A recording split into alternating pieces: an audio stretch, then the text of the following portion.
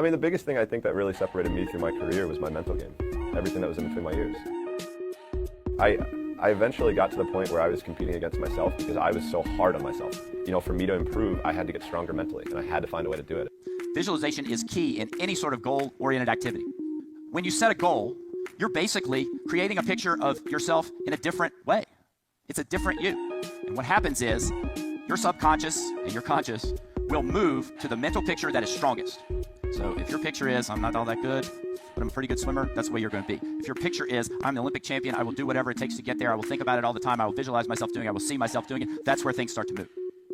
When I would visualize, I visualize every single, getting up to a meet, I would visualize probably a month or so in advance just of what could happen, what I want to happen, and what I don't want to happen. Because when it happened, I was prepared for it. So, you know, when I go into 2008 and in the 200 fly, my goggles fill up with water the first 25 and I swim blind for 175 meters, I revert back to what I did in training and counted my strokes.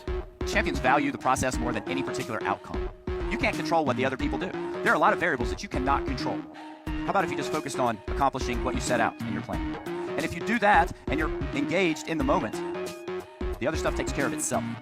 When I did have a defeat, I'm obviously very quiet. I'm very upset. And I know that when I'm training, that's still in my head. Those replays still play in my head because I don't want that feeling again. I never want the feeling of defeat, and that's what kept me going and kept me going harder and harder every day. So that's what champions do. They focus on the things they can control. They have a plan, and they work on every day, making it a little bit closer to the plan. One step, one step, one step. That's why I went to practice every day. That's why I worked as hard as I did every day, because I didn't want anybody to beat me. I wanted to stay on top of the mountain as long as I could, and if somebody wanted to knock me off, I was ready for a challenge.